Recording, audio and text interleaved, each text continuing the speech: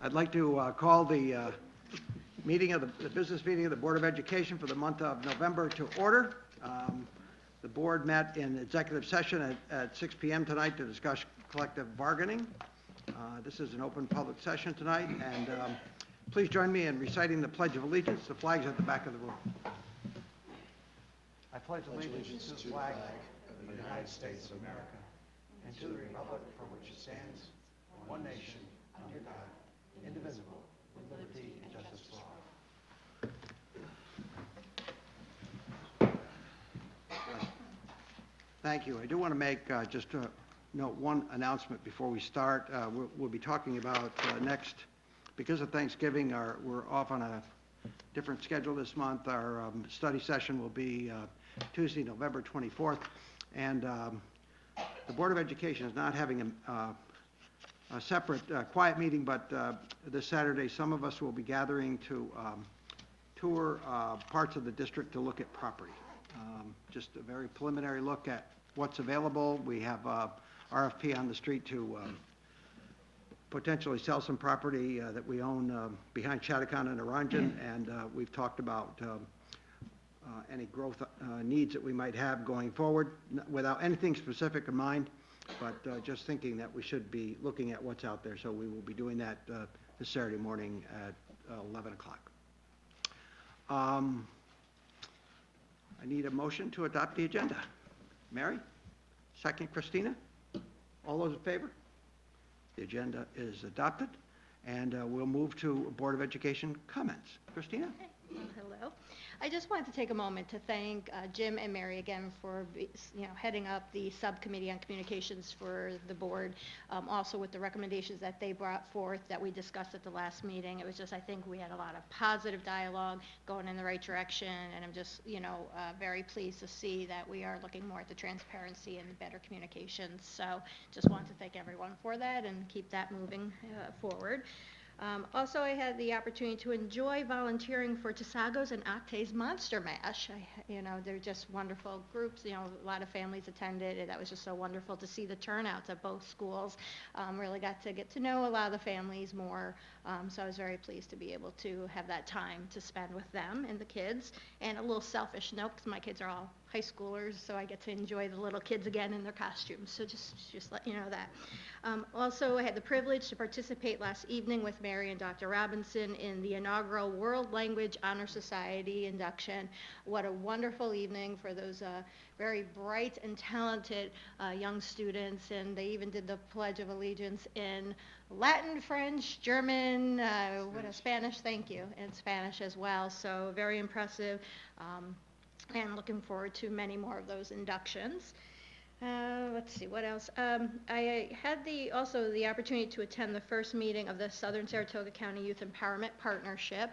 As many of you know, we used to have the Shen Coalition, which folded into this larger coalition, or actually a partnership, collaborative partnership, with many organizations, emergency response groups, community service providers, various school districts throughout Southern Saratoga, really looking at empowering our youth, looking at the safety and well-being, and Becky Carmen was there as well, so I'm looking forward to participating in that further and bringing many great things that they're going to be looking at, including a youth empowerment university offering different topics and different opportunities. I was also recommending maybe getting representatives from each school with students getting involved too, to see what are some of the issues or the concerns. In addition to that, having work groups dealing with behavioral health, mental health, and marketing and things like that. So many more things to come, and just glad to see that as a community we're looking at the larger group. So that was that one. And last, just want to let you know I will not be attending the Tuesday, November 24th meeting. Just want to put that on record. I, as you know, work at Equinox and will be fully in gear with the Equinox annual Thanksgiving dinner. So would love to be here with you, but we'll be there instead. So that should do it for now. Thank you. So a couple weeks ago, we were all down at New York City for the convention. So I wanted to commend Drs. Wood and Dr. Robinson on some great presentations, great content. Couple things, I mean, everybody knows I'm kind of a techie guy.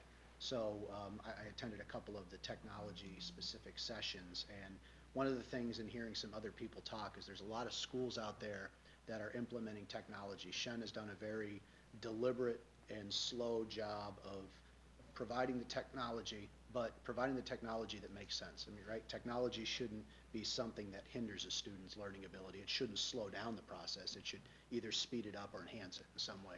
And there's a lot of schools out there that said, oh, we got to get iPads, we got to get Chromebooks, we got to get everything. They got to put Wi-Fi in. They do all this stuff, and then nothing happens. It just sits there. And I think that just hearing more and more of what these other schools are doing, I feel like we've done it and we continue to do it right from the start, which is important.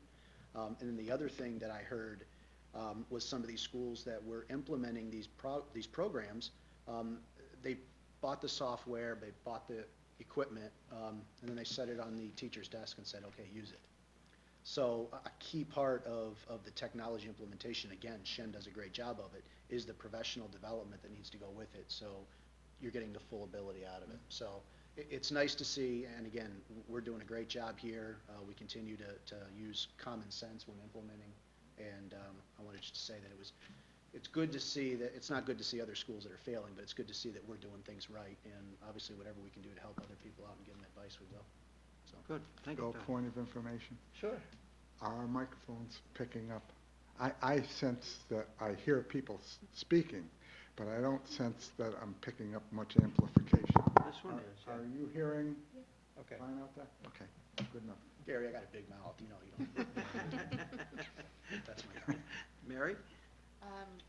The middle school counselors put together a career fair for students that I didn't go into the individual classrooms. I felt like that would be disruptive, but they did an incredible job of getting a nice cross-section of people who are interested in sharing their careers with middle school students, getting them started on thinking about what's it like to be a pilot, what's it like to be a whatever.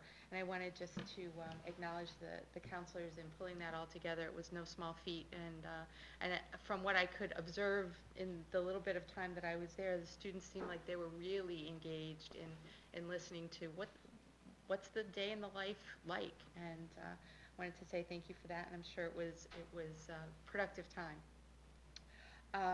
Next meeting that we have, I believe, is on the agenda, a report from the Counseling Advisory Council, and looking forward to that presentation and sharing some information with the board about what has happened since the last time we heard from the CAC, what the meeting, what kind of path the meetings are taking now. I believe that it is true that we are still looking for parent representation of a sophomore student. I can confirm that, but if anybody knows of a sophomore parent who might be interested in the CAC, I'm sure we could confirm that. And so we're preparing now for the board presentation at the next meeting. Mrs. Rajada already talked about the Word Language Honor Society. I wanted also to remind people, not that I want you to leave the board meeting early, but if you haven't voted, it's There you election go. day. Yeah. It'd be a good reason to step out if that was necessary. Thank you. Thank you. Gary? Okay. Since the last time we met in a business meeting, we did have, in fact, our convention. And there has been in NISBA publications a summary of some of the actions that were taken and so forth. But I just wanted to celebrate, perhaps, the success that this board has been able to achieve in terms of affecting the agenda of the organization. One thing that we did a number of years ago, and I'd like to talk about it a little bit, didn't really have a big reach, but in the amendment process, which as far as I was concerned, was a very friendly process. When it came up for renewal, it was being sunsetted. What came out of that reflects much more so what we would have liked to have achieved right from the get-go. But at that particular point, there just wasn't the awareness, the understanding of things that were at issue. The original resolution was sunsetting. It was a resolution calling for a reduction in the frequency and scheduling of state-administered standardized assessments. Now, at that particular point, we hadn't had an opportunity, boards hadn't had an opportunity to observe just how intrusive it was going to be, what a big issue it was going to be, and they weren't ready to address some of the other issues that have now become quite obvious and a problem. And so I'd like to share with you some of the language in the amendment. And they talked about the goal of this resolution being reducing the duration of tests, the frequency of tests, reducing the use of tests for the evaluation of teachers or principals, and the lack of transparency in test questions. In other words, there needed to be sharing the test questions with teachers so that it could be useful for modifying instruction on the basis of test results. Also, reducing the use of commercial enterprises for the creation of tests. Second, improving the consistency, reliability, and validity, and age appropriateness of these measures as far as measuring student achievement against Common Core standards. They nailed it. I know my colleague across the table there, and I have been upset with the testing protocols and what they've been doing from the get-go. But finally, and we're not the only ones. Now, obviously, not only our organization, it's school boards, but of course the teachers, because they're right there on the firing line and they know exactly what this is all about, but also other organizations and even the governor. So I think maybe there's some hope that out of this we'll not just get shorter tests, but we'll actually get better tests and more useful tests. So I really wanted to hit that. As far as anything else is concerned, we got three of our, well, a BOCES resolution that was originally ours that had to do with the blind and deaf schools. We had the passage of a resolution calling for amendment of the state constitution as far as the process for making up the state budget and taking away some of the powers of the governor that he has either usurped or been given by virtue of the Constitution or decisions of the court or even practices of a previous governor, and creating more level playing field so he can't interject language bills into the appropriations. And then, of course, there was the one that had to do with trying to reduce the penalty that would be imposed on school districts or anybody else, public sector employees or private sector employees, that had to do with failure to keep the premiums paid below a certain threshold. And there was, when it was all said and done, even though that was a mess last year because of the way it was done, language and the scope of what we were seeking, this time there was very little negativity. In addition to that, there was renewal of the proposal I was just talking about with regard to testing and one other. And we still have as part of the agenda, the creation of reserves for retirement. You know, we do that for the employee retirement system, but it's not appropriate or not allowed under the teachers' retirement system. And finally, the other one that still remains there is a resolution that called for working with institutions of teacher preparation to improve the preparation of teachers so that they're more classroom ready when they leave the school and enter our classrooms. So I think we got some solid things, and I think we should be pleased with it. Just before Bob says it, I want to make sure people understand. When Gary is very generous in his praise of the school board, and says we often as it relates to the school board association resolutions, keeping track of what goes on in the legislature, education department, a lot of places outside of here. And it's really Gary, who's doing this. Gary is the lead person on this. He continues to represent us well. He continues to advocate and be just a strong force. And I notice at the convention, just watching as things go on, people refer to Gary on these things. It's almost like it has to pass the Gary test before it goes on to anything. So, Gary, we are greatly indebted to you for taking on this role and doing it so consistently and doing it on behalf of state education in the state and students in particular. So thank you. Thank you. Just a couple things from me. I also attended an abbreviated version of the NISBA convention. I was very impressed with our own Dr. Robinson because we had a media conference, and we had a very experienced television reporter, a very experienced social media reporter, and we had someone from the schools to balance this. And it was great because it wasn't the lengthy PowerPoint. It was a series of questions, a lot of give and take. Very clear that what we do really well in this district in terms of public information is that we balance and we stay ahead of the message. We saw from other schools that don't have the advantage of a public information person or a superintendent that has a sense of how to manage these difficult communication issues. They basically got overwhelmed. We saw some school districts that basically said someone out there with an agenda to get onto social media or Facebook and just pound a message, and we got drowned out.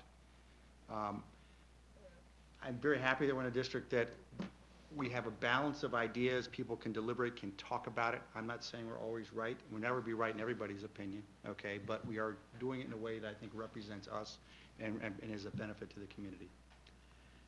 The other part of that afternoon, what I thought was very interesting, was the social media that came forward, discussions from a different panel.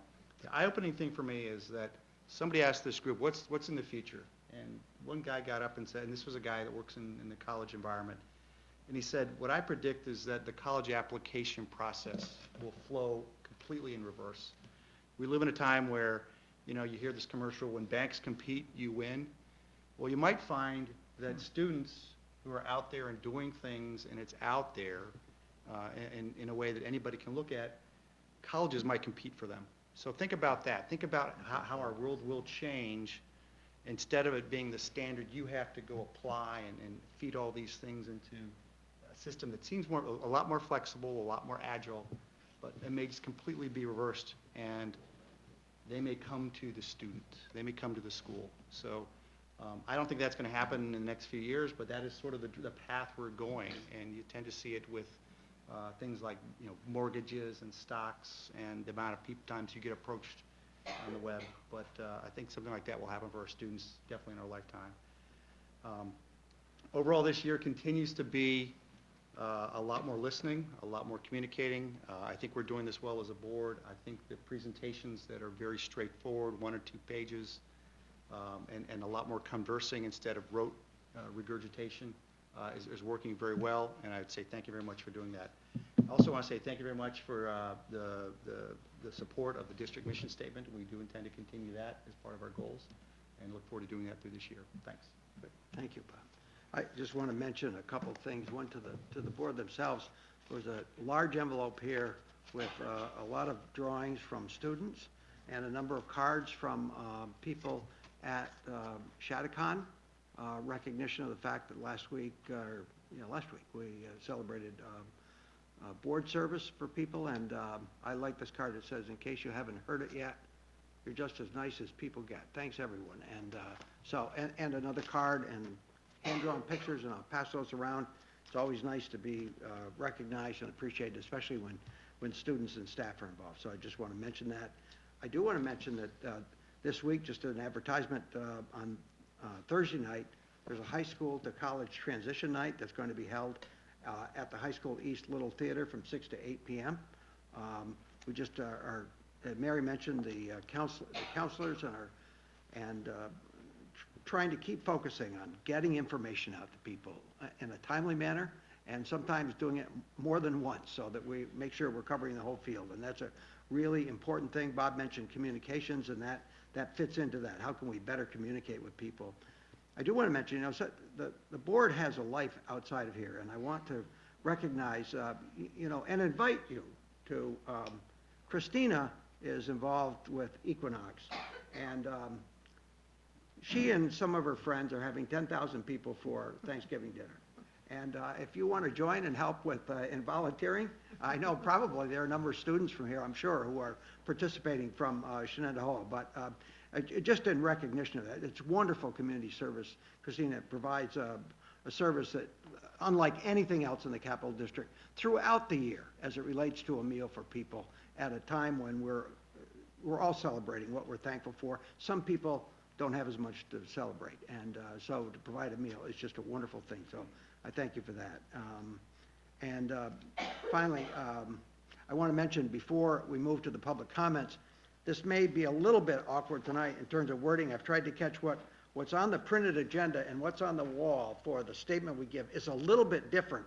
And it relates to, Christina referred to our session where we talked about communications, and we're trying to shift some of our responsibilities and our protocols that we use in responding to people. We want to be more responsive, more transparent, and more predictable. So I think I've captured the notes, and I will read them here as we open this meeting to public comments and to hear from our students.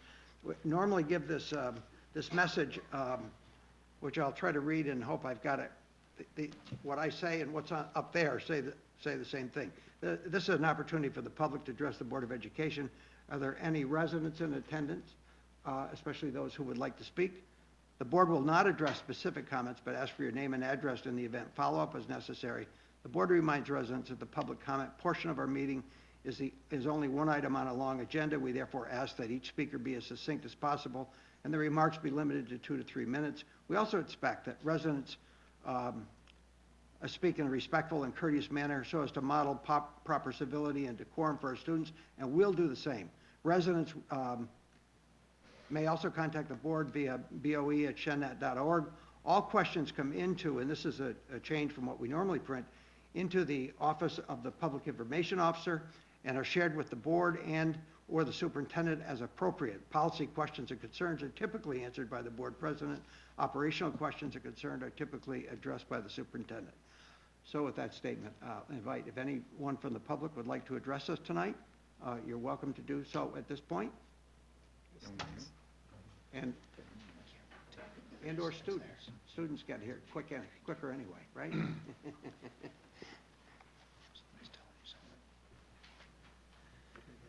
How's everyone doing? Good. All right. We don't have that much to really give back or to say. We just yesterday, Monday, we elected our parliamentarian. We decided that the anti-bullying event that we talked about recently, that date's going to be sometime in the spring. We still don't have a specific date on that, but it's definitely going to be happening in the spring, not anytime sooner. And then our annual Shen Helping Shen event, that's going to happen like when we sell candy canes, do the workroom wars, and then the little caroling that Mark Brenner did last year. We're hoping someone's going to be able to volunteer for that. And then we're still also brainstorming ideas, so if anyone has any ideas, we'll be happy to take them and bring them over to the Senate. Okay. And I have a few more things to say. We've been trying to, as a Senate, get a little more in the community helping outside organizations. So on November 14th, Primetime, which is a youth group over at Grace Fellowship Church, they're having a dodgeball tournament, so we will be helping them out, volunteering just to help staff the event. And then we are also sponsoring the Friendship Dinner, which is coming up Thanksgiving. I don't know the exact date of it, but we'll be helping them out as well and sponsoring that event. Thank you. Thank you. How about, does anyone from the public like to speak? Hearing none, we'll move on to the superintendent's report. Thank you very much, Mr. Casey. And my comments are probably actually going to roll into some of our information items. Just a point of note for the board, it's interesting that Mr. Presley brought up the college application process. Tomorrow and Thursday, coming back on Friday, I'm a member of the College Board Regional Council. And for people who don't understand, the Regional Council, basically the Northeast states. And I'm a part of that council, and we meet as a part of what they call the College Board Forum. And 4 areas that I'm particularly going to focus on, there are many, many sessions, but 4 areas that I'm particularly going to focus on. The changes to the SAT and the PSAT, which we just administered. Again, this is a chance for us to, and I had the benefit of coming from a system that just went all students 10th and 11th grade with the PSAT, and having that feedback, and the College Board is looking for that feedback to see well did it work, should we make some changes? So a lot of those conversations will take place probably tomorrow, actually. Another big piece that's taking place that the College Board is also intimately involved with. People see the College Board as the testing SAT, PSAT folks, but most of their business actually deal with higher ed, from the financial aid process, and if people know, if you went through the, I forgot what it's called, the acronym, the one that we all had to sign before the November date, so ensure that your financial aid information is out there for colleges. And one of the things that they're trying to do, back to the process, schools are in fact, colleges are in fact competing for kids. And things like Naviance has made it easier for college to compete for kids, because it made it easier for kids to apply to multiple colleges, and the Common App has done that as well. However, with all that being said, there's still a need to compete for the best kids, if you want to use that word and put it in quotes. And also then, how do we streamline the financial aid process? And personally, I've gone through it last year as a parent. It's probably the worst process you ever go through, because it's just awkward. And so they're working with the feds to streamline that process and make that process a singular point of entry versus multiple points. And do you have taxes filed, taxes not filed? Is it a one-year taxes, a two-year taxes, all those kind of things. So a lot of conversation is going to focus on that tomorrow, and as well. And the second part is the application process for colleges. More and more colleges are looking to, again, following that theme of the Common App piece, more similar processes than different processes. And so create almost a database. So in other words, Todd puts his stuff in a clearinghouse, so to speak, and everyone with a particular profile of a kid can go in and say, grab Todd's stuff, back to the exact point that you're talking about. So we're going to ironically sit it, because that's one of the things we're going to talk about tomorrow. How do they create that clearinghouse, and who's involved in that clearinghouse? Is it member colleges and universities? Is it all colleges and universities? And so that's a lot of conversation we're going to have as well over the next 2 days. And the fourth part, conversation going to focus on the diversification of college campuses. And what do they need to do to, again, because you have some college campuses not very diverse at all, and so they're looking at that piece of it. How do they look at the diversification of college campuses? So it's going to be interesting to see how these conversations actually translate into actions in the coming years. So that's going to be a lot of time spent on that over the next 2 days. So that's one piece. The second piece I want to talk about briefly here, and related to our gearing up for lobbying piece on the agenda here.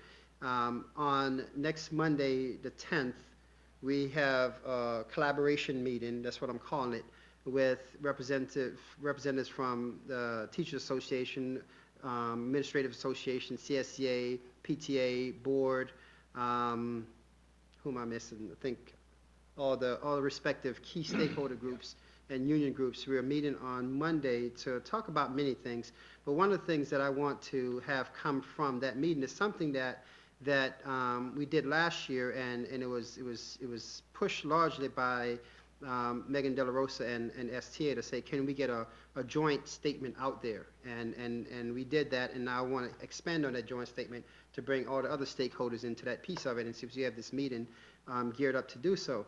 And so part of our lobbying efforts, and I took a stab today at a document that will, once we meet, and certainly want to get some feedback from the board tonight, or even after tonight, if you go home, have some thoughts, drop an email to finalize this. So after our meeting on Monday, maybe by Wednesday or some point later next week, is to start sending correspondences out to the governor, correspondence out to our state legislative leaders. And we want to do this early in November, because we saw last year, right after the new year, the governor came out with his statements and the legislature shut down. So we want to try to influence the process as early as we can in November, so hopefully bring some things to the mind's eye of those individuals. And just 4 areas that I'm trying to keep it, the whole notion of keep it simple, stupid kind of thing, recognizing that we know that politicians often pass laws that they haven't read, so I'm not banking on them reading a lot of things, so I want to keep it very simple. And 4 areas that I see right now as priorities that may change or modify based upon feedback from the board as well as feedback from the group on Monday is this whole notion, again, continue to focus on the commitment to fair public funding. And within that fair public funding piece, 2 components. One is the payoff of the GEA, the gap elimination adjustment. For Shen, that's about $2.5 million, and which is significant when you think about it more ways than one. And the second part of it is to look at some increased foundation aid funding. So again, not asking for stuff that's outside, or should I say outside the reach of the legislature.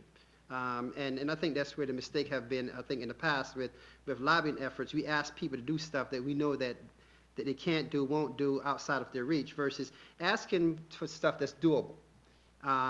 So eliminating excuses, so to speak. So for the fair funding pieces, looking at GEA and looking at the foundation formula, because right now New York State as a state economically and otherwise is actually in a good place. And even the comptroller just came out with a report recently that state revenues are way ahead of projections. So I like when he comes out with one thing because he's playing politics as well going into the December month. So trying to take advantage of those kind of things. A second priority, looking at the APPR piece of it and statement I use here, repealing and rewriting the APPR law. There isn't an objection to accountability. The objection is how do we do it? So it's not the what, but it's the how. And so looking at addressing the whole notion of trying to have APPR law that encourages creativity, that supports risk-taking in schools, and that fosters what I call the tenets of teaching and learning.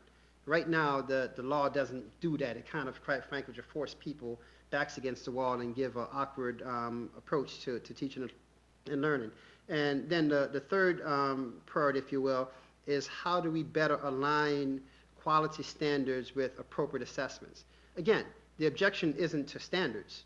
We'll always have standards. We need standards to have some sense of what does quality education actually really means and having the alignment. But also we need assessments because assessment is a part of the learning process.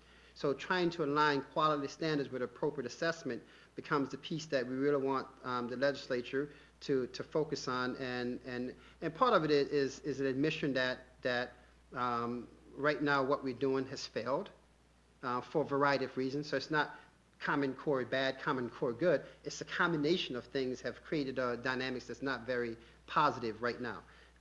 And so how do we look at the standards and assessments to ensure that rigor, relevance, and reasonableness can coexist? And those things should coexist. And so I see as our area of focus need to be those things that are within the purview, authority, the control of. And these are things that, quite frank with you, are things that any good system should be lobbying for. We should be lobbying for quality standards and quality assessments. We should be lobbying for fair funding of our programs. We should be lobbying for fair ways to hold staff accountable for performance. And so I see that those are the areas that, again, not to go out with a long laundry list of 10 things, knowing that 7 of them are probably things you're just adding because you want to have an impressive list, versus having a very targeted approach to things. So from a lobbying perspective, that's what I'm sharing with the board. Certainly want to get the board's feedback, and also that's why I'll share with the group on Monday as well to get their feedback to see if there are different things, recognizing, what the Teachers Association perspective on APPR might be different from the Principals Association perspective. But I always know that there's a commonality somewhere in there. And so how do we find a commonality to move the process forward becomes the thing that we're trying to do as a system, because we're advocating as a system and not as individual parts. So I don't know if there are any initial thoughts from the board, but certainly, and I have Vanessa email this, recognize this is a draft, so you can actually see some of the language and offer some feedback. I ask if you could do it prior to Monday, because I want to get your feedback, bring to that group on Monday, get their, in fact, we're going to send it out to the group probably tomorrow. Vanessa may send out tomorrow or Thursday to the group so they can read in advance as well, so people come with thoughts to the table. Since we're only meeting for an hour, we can't spend an hour trying to think versus an hour really just deliberating about our thoughts. So we're going to try to send it to the group in advance as well. And so hopefully the collective effort, we'll have a better document than what I put my head together and formulated here. So that's the lobbying process. So I wanted the board to know that we want to try to jumpstart this process a little bit earlier than we did in the prior year. So enough initial thoughts on that at all. Yeah. I've looked at the same piece, and just to augment perhaps some of the things that you've already stressed and pointed out, it's almost $1.6 million that GEA is still depriving us of. These, by the way, these figures come from the council, New York But State for us, Council of School for us, we had Superintendents. 2.5, Yep. 2,588,593. Right. So Right. a lot of money. And that's about 6% of our total aid, and it costs us about $264 per pupil. Now, all politics are local, and our local politicians will respond to information such as that more than a generality when they know what this actually costs the school district. In keeping with the other thing, another point that you made, reachable, make it within something that could be achieved. I think full restoration of the GEA is a priority, not only for us, but actually for the state legislature. As much as we can depend on them to make a commitment 1 year for 2 years and actually have it go forward and happen, we'll see. But nonetheless, last year they said that they intended to finally put this to bed this year, and I think we should hold them to that, and go with the momentum we've already built. So I think that that's probably one of our top priorities. Now, not every school district in the state is going to equally benefit from the restoration, and some of them will actually not gain a whole lot, but some of them got disproportionate benefits from it the last time around. We say last in, last out. It was the first in, last out in the case of the GEA. We got hit harder, and we're getting back slower. So we really got to get something there. As far as the foundation aid, if we were to receive our full allocation of foundation aid, we would be receiving, again, from the council, $35 million.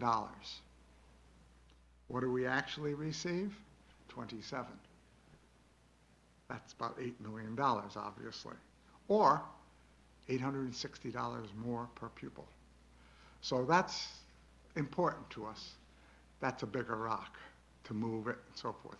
That's one where we might move it a few inches at a time, but to actually get them to move the whole thing, probably not, especially since a lot of this is tied to the campaign for fiscal equity, and we know that was introduced the efforts to live up to that were introduced years ago, and they went by the wayside when we had our Great Recession. Okay, so the last one is not one that Dr. Robinson mentioned, and perhaps there's good reason for it, because it's probably the most difficult thing to achieve. And that relates to the tax levy, property tax levy. While the property tax levy cap has been successful in producing reductions in both increases in the levy and the year-to-year expenses in public education, in this state, the ceiling of 2% growth, or the cost of living increase of no more than 2%, has left schools uncertain of their ability to support programs and services. Eliminating this popular law is an unrealistic goal. There's no way. Okay, so that's not what we're talking about here. However, given the impact of the last several years, with the levy cap below 2%, and particularly with the strong possibility of the allowable growth on the cap this year being actually 0, it becomes important for us to try to achieve a change in this particular law. The desired change is perhaps reachable because it's it stays with part of the limit, is a straightforward 2% cap, not dependent upon cost of living. Such a change removes some uncertainty from making revenue projections and some pressure on schools fighting to maintain programs while instituting changes in increased rigor of standards, testing, and graduation requirements. And since we have been so instrumental in trying to affect the agenda, despite the fact that they may be reaches and so forth, I would think that we would at least take a shot at advancing some of our agendas, like the constitutional amendment relative to the budget process and leveling the power, balancing the power of the legislature. Certainly, the review and revision of state standardized test program and the assumption of the state over costs related to the blind and deaf schools. There was one thing that is also on most of the agendas, and by the way, if you go on the website for the council, the PTA, NISA, NISBA, the Education Conference Board, they're all saying pretty much the same stuff. And that would be opposition to the education tax credit.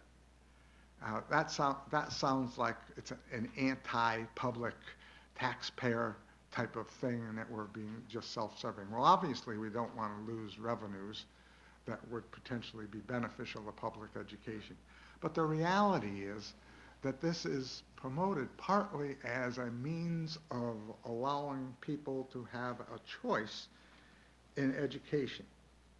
But the fact of the matter is, the way the law is written, those who would benefit already have it well within their means of exercising a choice. In other words, it's a benefit for the wealthy, not for people who would otherwise have difficulty in exercising a choice. So on both of those levels, I have a real problem with that law. And sometimes it's just as important to be against something as it is to be for it. Okay, that's it. I did want to comment on one word you used, which was trying to find commonalities. And as it relates to this collaborative group,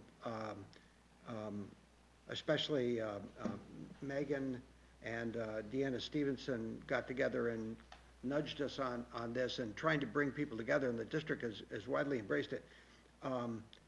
So there are things that we can target outside, and I think, Oliver, you're absolutely right, that we don't want to ask anybody to do things that they can't do, that we load on so much that they say they're crazy. They get real, and they don't pay attention to anything, so we need to focus that. The other piece that we look at where I think there's commonalities and where this came together was what are the two commonalities that we have within our district and hopefully within our control in terms of the communications with parents and with students, that all this stuff goes on the outside, but what can we do as a collective group to better communicate, to get understanding? And I applaud the people who come to every one of our unions have come to the table after the invitation. The board is there, the superintendent's office is there, and just trying to come up with a way, how can we collectively find those commonalities and build on those to better serve, to better communicate, to get better understanding in our community of this process that we go through, which is complicated. If you wrote a letter to the editor of the Community News and said, here's a letter I sent, we sent off to, and people would glaze over on it. We know these things because we deal with them. We hope the people who receive them don't glaze over and they pay attention to the four really important points. But how can we better provide information and serve the students and their parents in this community? So I really applaud this collaborative effort. I think it's a great, plus it's lobbying ourselves in some ways to do a better job. I think that you have asked people to join and come to the table. It's a huge place to start, that people are being invited to share their perspective before you go out and say, this is what it is. Yeah. That's great. Thank you. You're still on, you still have the I'm still microphone on. here. Wait a minute. So related, just writing down some notes. Thank you, Gary, that was good points. I'll embed some of those. Yeah, sorry to modify. That's tonight's homework. So one of the things that we try to do this time of the year related to the lobbying piece is also to outline then the things that will drive the budget process. And we do it early because, quite frank with you, we are in the midst of the analysis now of our current condition and trying to determine how our current condition will dictate for the future year's budget. As the board know, I'm a theme person because I think themes kind of get people connected to what you're trying to do. If I were to simply start a presentation on dollars and cents, quite frankly, I'd be glazed over myself. So a theme makes it personal because what we're doing is very personal. We're trying to put together a system and support a system that provides a quality experience for students, quality experience for those who work for the system, quality experience for the community that also value the school as a system. So the whole notion then of how do we, and this theme kind of inspired by where we have been over the past couple of years, and we've been talking about let schools be schools, this whole notion of trying to ensure that whatever we do, we put the educational journey as the priority. And as a system, how do we ensure that we're doing the things to support that educational journey? And two words, education and journey, are important because that's what our kids are on. They're on a journey. They're on a 12-year or 13-year odyssey that we hope that when they complete this journey, they're much better off. They're well-rounded. They're learned individual. They're inspired. They're excited about the next chapter of their lives. And so that becomes an important piece of it. So then when we start talking about this piece of it, we talk about how do we start leveraging opportunities. Certainly the board has seen this before because one of the things that we've been very good about is being very consistent with our message, consistent with our focus, consistent with our vision, so we can have a consistent improving outcome all the time. So the engagement and the passion thing speaks to this board. This has been a board that's been driven by doing those things that lend to kids being engaged, doing those things that lend to people being passionate about the things that they do. Even when we interview staff, we want to make sure we bring people to the table that are passionate about their craft, so to speak. That's a big part of it. Looking at where technology is taking us and embracing that in the full sense of it, and not just, as Mr. Gilbert pointed out, buying technologies for the sake of buying technology. Looking at how do we support quality pedagogy, because at the end of the day, the core of our business is the learning experience, and that comes with the pedagogical process. And so how do we support that? And then the assessment piece, and this is important because, you know, the word assessment has taken on a whole different connotation. But the reality of it is we will have and we'll continue to assess kids, to monitor their progress, to diagnose their needs. We need information to effectively do so. So we need to balance those things as we move forward. So the leveraging opportunities through the budget process goes to that. You've seen some of these things before in different format, different contexts. And again, we have certain foundation principles, if you will, to ensure that the process itself doesn't run amok by what I call politics in the small sense of people having demands all over the place, because as a system, we need to have a vision, a direction, and commit to our vision and direction. And so these foundation principles kind of drive those kind of things. And they're not necessarily in order by priority. They're actually in order by, quite frankly, the symmetry of the blocks. It's that simple. So the reticence of the tax cap limit isn't on top because tax is what drive what we do. However, the reality of it is this year, as we plan for 16 and 17, being reticent of the tax cap limit is going to be a major focus in terms of our ability to provide services for our students. A very disciplined approach, looking at the compliance issues, being cognizant to external mandates, all those things, all these are the things that we're in the process now of taking into consideration, putting together information so we can go from a statement to analysis, and how did the analysis impact our budget. Because when you look over here, three key components really drive the budget process. And we ask the questions all the time. What's the value add? If we do something, what's the value add? If we keep something, what's the value add? If we don't do something, what's the value add? So that's always driving. Can we be more cost effective? And cost effective doesn't necessarily mean spending less. Cost effective could mean we're going to spend more on this thing because it will yield a much better result moving forward. So cost effectiveness is not about cost reduction. It's about effectiveness of how we expend funds. And the revenue and the tax implication are clearly the pieces then that pulls the whole equation together in terms of what we do and how we do it, and tie the revenue pieces into the equation. So it gives you a good graphic of that piece of it. So from a value-added piece of it, we're talking about our goals. We spend a lot of time as a district approving goals. And if we're not committed to actualizing those goals, it's just a wasted effort. So the goals drive our efforts. We look at the things that we see as the instructional priorities, the budget priorities, the HR priorities, the organizational culture priorities, operation priorities, and how do we support those things through the budget process. That's that value add piece of it that drive our goals. Academic capacity is always going to be one of the things that we always have to think about. How do we shore up our academic capacity? How do we shore up academic supports for students? How do we ensure academic rigor by the things that we offer? And we have a lot of structures that lend to those kind of things, the presentations that come to the board. So everything ties together in the process, and the budget is an opportunity to really just look at all those things in a steady state and saying, okay, are we doing the things that we say we're doing, and can we in fact be much more effective in doing those kind of things? Looking at the cost effectiveness of it, leveraging opportunities such as technology, some of the things I mentioned before. The strategic repurposing, we asked that question. Should we keep doing it the same way, or can we do it differently? Or revamp things as we move forward.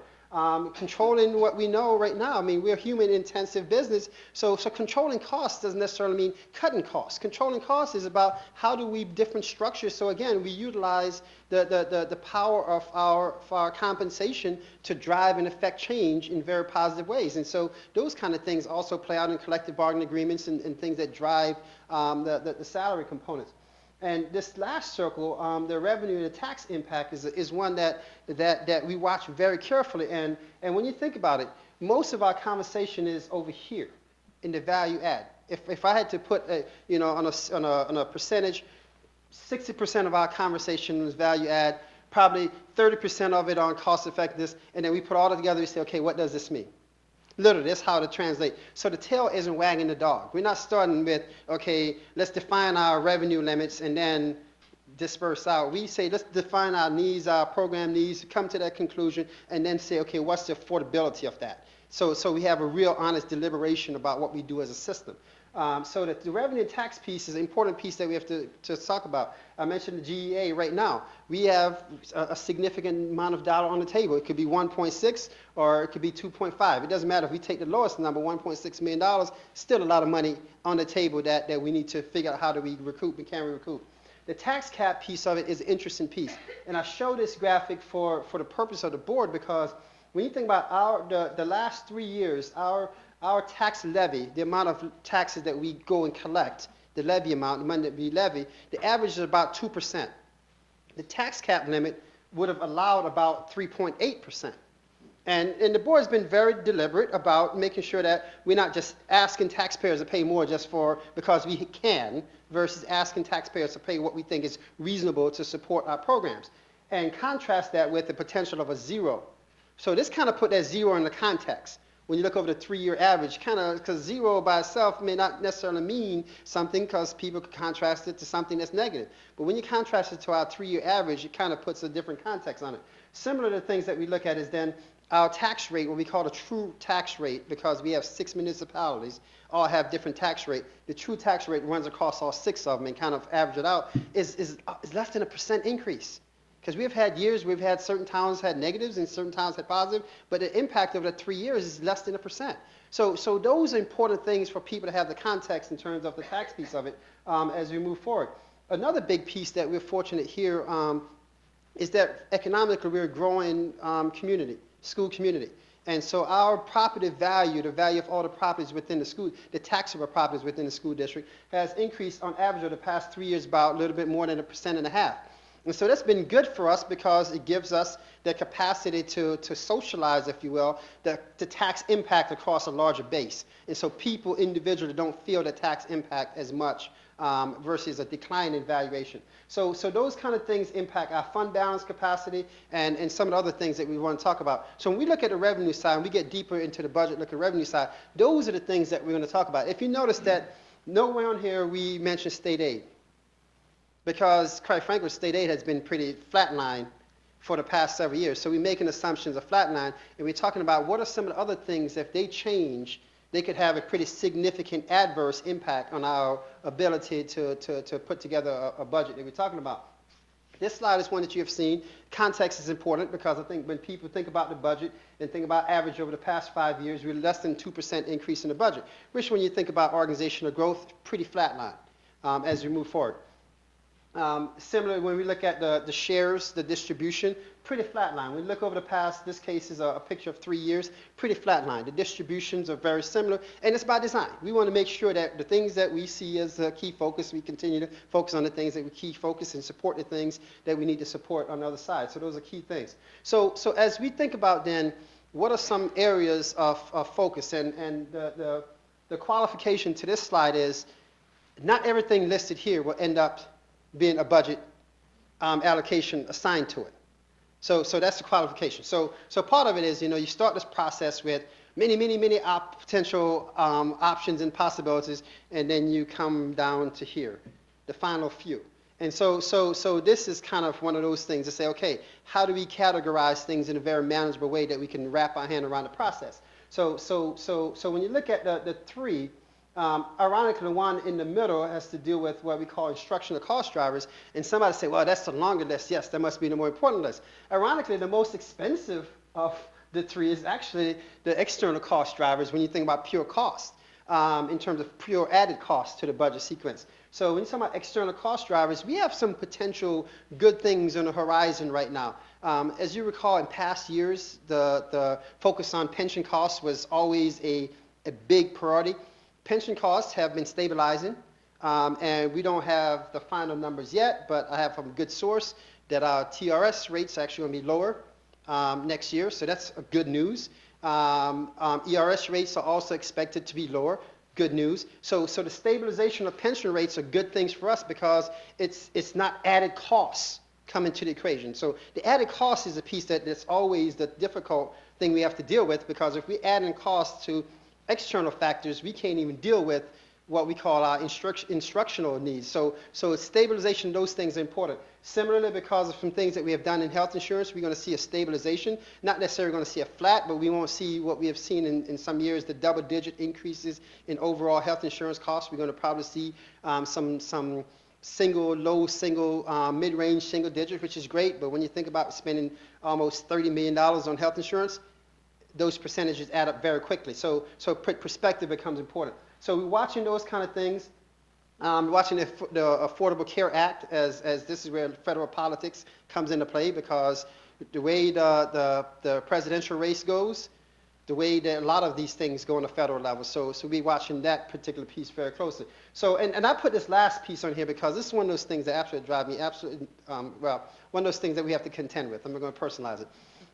There's a new mandate from the state that we have to have carbon monoxide detectors in spaces that are in certain vicinities to our boilers, because it's a potential.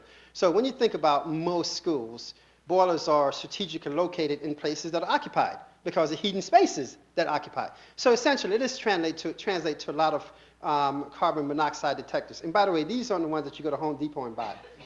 This is probably going to run us about $300,000 to address as a system. And so that's an external cost driver that we didn't have on the horizon, but it's squarely going to be one of those things that we're going to have to address within our budget sequence. So as much as we see the stabilization, those are good news, but unfortunately some that's going to be netted out by some of these external factors. Unstabilization. So that's one of those crazy ones that we have to figure out how we deal with.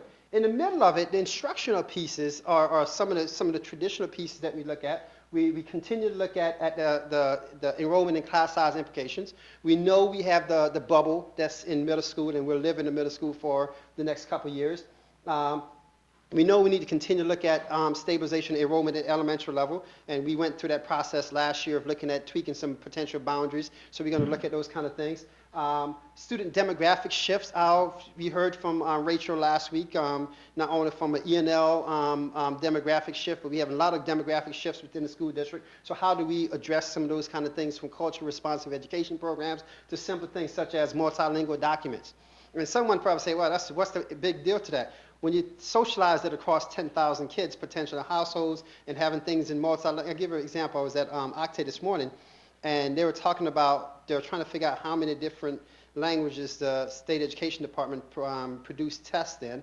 And the one language that they want, the state education doesn't produce. And so now they're trying to figure out how to best do that. And that's a big piece that throwing. So those are some of the complications that we have to figure out as we move forward. So the student demographic shifts is going to be a big part of it. Continue looking at the new benchmarks for graduation. We've been talking about the 2022 and 2018 pieces for a couple of years now. That's a continued focus, because we have to make sure, are we still on track for those kids to be successful? And if not, what else we need to do? So those are big conversations that's taking place.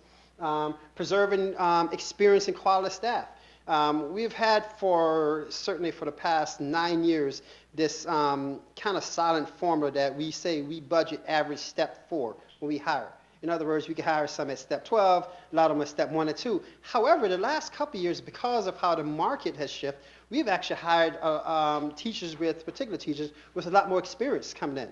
So our average step 4 may not be an average step 4 anymore. So that's one of those things that we have to look at. So the question is, okay, we have to ask ourselves, if we're in fact paying more because we're hiring people with great experience, are we actually seeing a better quality? And so the question becomes, how do we measure that quality? What are some of the factors? And conversely, what if we don't do that? Then what are we getting in return? So those are some of the things that we're asking and go through in the budget process as well. Program offerings and supports. Elective capacity is an area we're going to focus on a little bit more this year than in the past. Past years, we were compelled to focus on some core areas because of major shifts in content and curriculum. So now we're looking at some elective areas and some disenrollment pieces. We're looking at the whole infusion of technology, even moving more so down into the lower levels. The whole STEM process and doing some things different. I don't know what it's going to look like, but we're looking at those kind of things in terms of how do we create a better K-12 progression with where engineering and things of that nature is going as a system. AIS is going to be a continual piece of it. We know that kids need more and more support because the challenges, the much more rigorous curriculum, the higher benchmarks, we know they need support. And so we're going to look at that piece of it, and not only from a AIS support, but also from a study skill components. How do we provide different types of services to students without, quote unquote, the labeling aspect of some of these things as we move forward? Similarly, the mental health, as the board know, we've been looking at that, and some counseling capacity we're going to look at because the numbers are large. And we can't expect people to do the same thing that they were doing with smaller numbers. With larger numbers, something's going to give. And so we're going to assess those kind of things and see what some potential budget implications. And an interesting piece that we started doing a little bit this summer is, again, creating more options for kids, because as long as the state keeps allowing kids to take certain assessments in the summertime, how do we provide opportunities for kids to better prepare for some of those assessments in the summertime? So we're going to look at some things surrounding some of the assessment benchmarks, particular Regents assessments in the summertime, and trying to, again, support kids more during the summertime months. The instructional material, we have multi-year plans for textbooks. We have multi-year plan for mobile devices, obsolescence plan. So we're going to look at those things. What's the cost implication of those plans moving forward? And not, because we know particular, for instance, mobile devices, we added more, and we also didn't have to have a plan to replace more. As we move forward. So what's the planning sequence for those kind of things as well? And in a simple little thing that we're going to do, and we need to do, there are a lot of quote-unquote review-type books that parents are asked to purchase after the fact. Drive me nuts personally. And when one teacher doing it, he or she may not think about it, because I'm only asking 25 kids. But when we have 100 people doing it, all of a sudden you see the huge implication. And so we're looking at those kind of things, and how do we identify those things and plan forward for them? Because if there's a resource that we're requiring kids to have, we should plan for it to have those resources available for students to be successful and not having to be in piecemeal. So we're going to go through those processes as well. And the continued focus on digital content is always on the horizon for us. So those some of the things that's going to drive a lot of the instructional conversation, a lot of the instructional analysis, and come out with some recommendation through the budget process. On the operational side, clearly we're negotiating now with our Teachers Association. We're going to gear up to start negotiating with civil service, and so those negotiations have an impact on the budget overall. Looking at some enhanced capacity. The board is talking about communication with the board, but we're also looking at some capacity to better do videos to communicate wider with the public as we move forward. So we're looking at some of those capacities, even using videos within classrooms as training tools for staff, so people can do self-evaluation of themselves and capture the things and review what am I doing, because it's nothing like seeing yourself and you're like, wow, I didn't know I'd like me now. If I see myself, I use my hands as often as I do. So those kind of things that you can capture that you probably wouldn't see otherwise.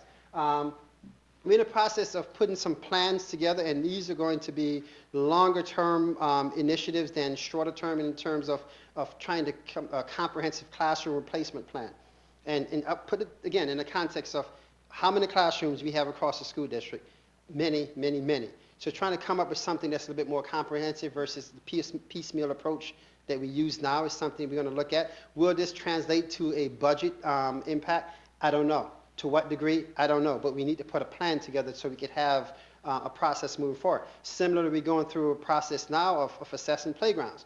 I mean, the playground thing is an interesting thing, because one of the things I found out very quickly is that someone would say, my playground is awful. Well, why is it awful? Because they got a new one. Oh, so if they didn't get a new one, yours is fine until they got a new one. And so now we're trying to differentiate between mine is bad because it's not new versus, is it safe? Is it whatever? Is it appropriate? Those kind of things. So it's a different analysis than what I call the personal politics of new versus old. So we're going through that process now, and again, trying to put together a plan to address those kind of things. Security continue to be a focus in the school district as technology allows us to do different things. I'll give you a perfect example of something that's kind of interesting. Halloween this past Saturday, every year we have some blind spots in the system where the cameras don't pick up, and these little kids who knows that where the blind spots are, they always find a blind spot to do the graffiti. And, we're smarter than the average fifth grader. So now technology allows us to actually move cameras all over the place all the time. They're no longer stationary up on top of the building or in lights and places that people don't think that we have cameras. And now we'll be able to catch these nice little folks who decided to write their names in graffiti. So it was an interesting thing that we have done. And so Todd, yes, your son will be, I'm just joking. He will. So security is a big part of the process to make sure that we have buildings that are secure.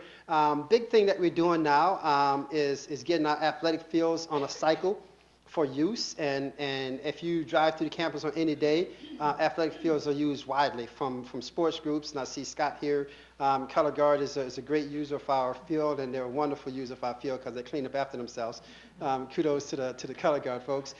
So we're trying to get some cycle for athletic fields, and if you drive through the campus, you see across from Scano to Sago, we already start that process.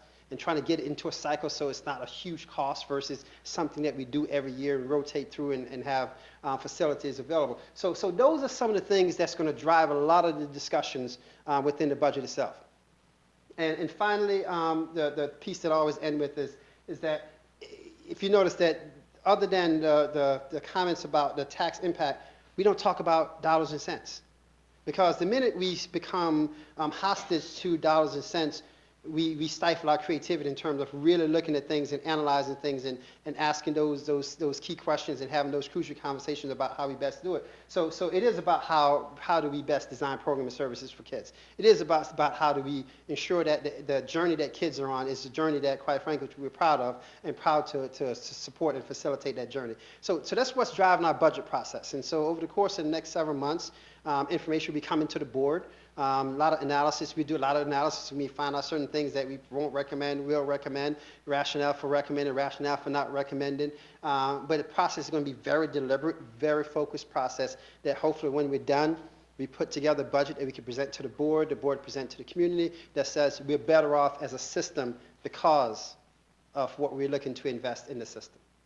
So thoughts, comments, criticisms that you may have as a board, we're open to them. Looks like a great starting point. I mean, from the perspective of setting the broad framework, what are the considerations we're going to have to make it?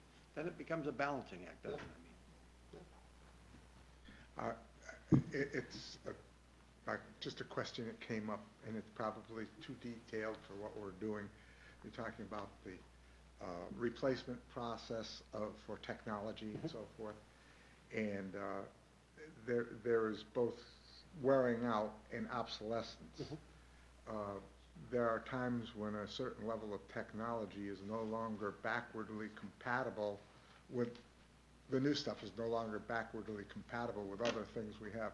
Is that part of the whole? Yeah, that is. I mean, upgrade probably the biggest catch that we get sometimes, Gary, is when is the software compatibility issue. When someone goes and changes software and it just drives our systems. And so that's where we watch those kind of things. So sometimes it's not because the machine is quote unquote old. Right. It's just software upgrades may not be as compatible. The good thing about it, I mean, kudos to the IMS folks. And this has been years, and Ken has certainly taken on that leadership, is really trying to make sure that we're looking at all aspects of that. And in some years in the past, we used to, because I guess if you want to say at some point technology was a little bit more stable than constantly evolving now, we used to do the push down. You know, okay, the older kids get the newest and we push them down. You know, it's kind of me being the youngest kid. I never got a new pair of pants until I bought them myself. Everything was always being pushed down. And so that worked for a period of time, because also how we use technology was different. The expectation of use was different. It was more complex at the upper level than at the lower level.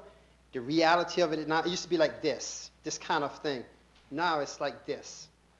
And so it's not about pushing down because the users here aren't as involved, because it's like this. It's just different use.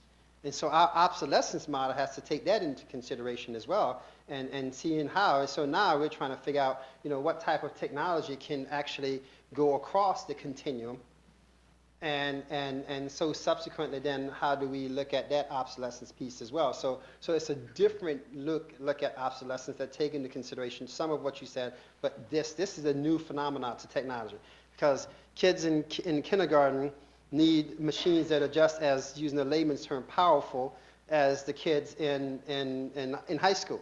And so how do we look at that piece of it as well? So it's a different view of how we look at technology. Well, and then the other layer to that is children today have a stronger technological aptitude in kindergarten than they did 10 years ago. 10 years from now, they will you've got to keep up with the trend of society as well with it. Yep, I agree. So that's I wanted to give the board, these are the assumptions and some expectations that we have as we start the process. And I think it's important for the board, and certainly if you guys have objections, clearly articulate those objections. But also I think it's important for the public to understand that this just isn't some process that we just whimsically go through. Very thoughtful process. And when I say public, not even so much our external public, even our internal public, understand that sometimes, you know, some people think that if my thing wasn't in the budget, well, it's not a good budget. Well, no. We have to look at all the pieces and how does it impact the collective whole as a system. Because at the end of the day, that's what we're doing, putting together a system budget, not necessarily a piecemeal site-based focus on budgeting. So starts by pieces, end up with a collective whole. The thought process that collectively the district, the board, everybody puts into it up front, that has done that for years over years, pays dividends. I mean, look at the schools right now that they're not doing this. They're looking, okay, what am I going to cut? Yeah. You know, we're not in that position. We made strong decisions years ago and continue to make those, so we're not in that position. Yeah. And this is a big part of it. Yeah. So again, I just want to provide a context to you. So thank you. Thank you. I think you covered the gearing up for lobbying. Yes, yep. So we'll move on to information item, policy and procedure, first reading. Mrs. Carmen. And I thought I was going to do this for Mrs. Carmen because she was going to try to run and and vote. Yeah, just because her You husband's still have running time? for office, right? I mean, Exactly. Oh, the second reading I'm doing for Mrs. Cummings. I'm Second sorry. reading. Good evening. I'll try, my voice is going. Attached, we have a few policies for review for first reading tonight. Starting off, we have 3120, Relations with Municipal Governments. This was reviewed, no major content changes, a lot of grammatical pieces and reorganization. Okay. Second one was 3140, the flag display, same thing with that, no content changes. 3251 was Parent-Teacher Association. This was reviewed, and we did also seek input from the PTA Council about, and they provided a couple changes for this one.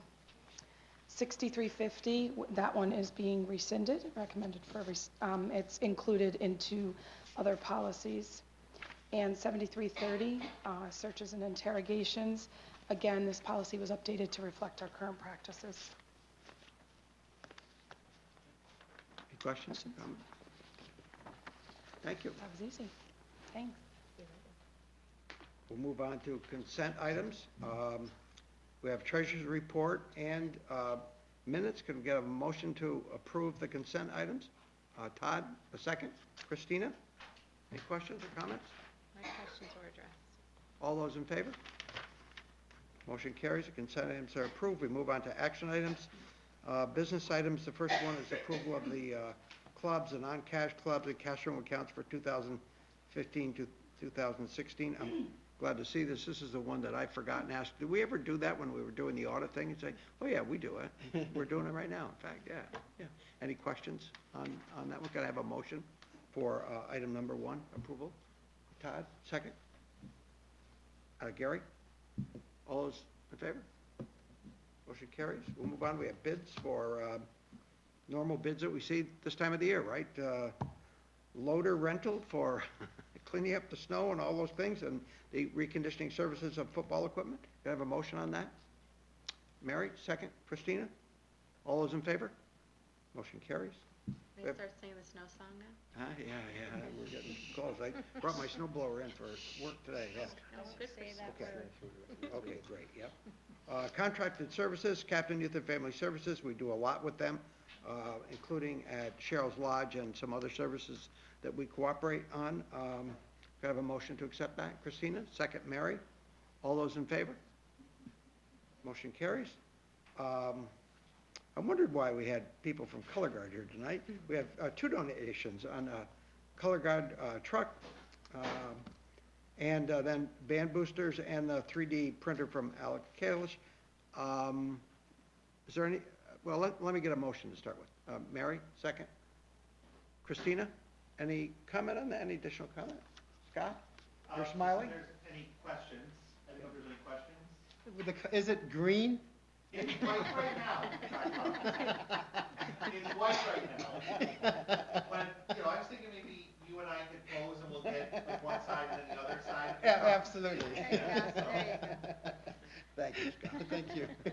All those in favor? Motion's Gratitude. accepted. We're always, we have few questions on donations, except how can we show our gratitude, Scott? Can I just say, Alex Kalish is a graduate of Shen. I think Yes, that's thank incredibly you. generous of him to think back and help us out. Absolutely. And puts a lot of pressure on His brothers. Mrs. Kalish is, on several of our committees, and we know that she has 4 sons who graduated from Shen, so I don't know what the other guys are going to do, but we'll talk to her about it, yeah. They need to raise the We'll be bar. with gratitude for them too. Yeah, that's right. We have a couple contracts here, number 5 and 6, health services contracts and private school placements. Could I have a motion on those? Gary, second. Mary, all those in favor? Motion carries. And we have finally a scholarship and local grant donations. We have a motion on that with gratitude, right? Todd, second. Christina, all those in favor? Carried, thank you. Mrs. Mylot's coming forward. We have acceptance of special education placements? Yes, we do. We do. Can we have a motion? Christina, second. Gary, all those in favor? Thank you. I should have said, Mr. Trainer had a scheduling conflict tonight, and our Vice President, Bob Presley, had a child care problem at 8:15, and it was plain knew he was going to have it. So that's why he left. Personnel. I'm standing in for Jill this evening. Yes. The personnel recommendations are listed, and I wanted to note 2 retirements.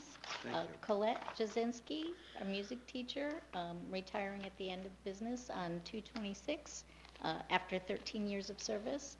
And on the classified staff, Monica Cardasis, who's the senior typist at Chango, is retiring after 23 years of service at the end of December.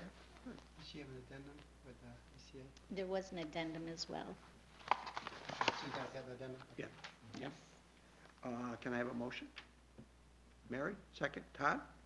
All those in favor? Very best wishes on retirement, too. Yes, thank you. Mr. Carmer had to leave. Okay. So I answer any questions the Okay, board may have. so we have second reading on a whole list of policies that we reviewed previously. Any questions or, let me get a motion first, and then we'll, Mary, a second? Christina? Okay, any questions, comments, concerns? I think all the questions that we had have been answered. All those in favor? Motion carries. I'll again offer opportunity for public comment. If anybody from the public would like to comment, invite them now. If not, we'll move forward with the motion for adjournment, recognizing that we will have a meeting. Our next meeting will be a study session on Tuesday, November 24th, a couple nights before Thanksgiving. Can I have a motion for adjournment? Mary, second. Gary, all those in favor? Meeting's adjourned. Thank you very much. Thank you. And board members.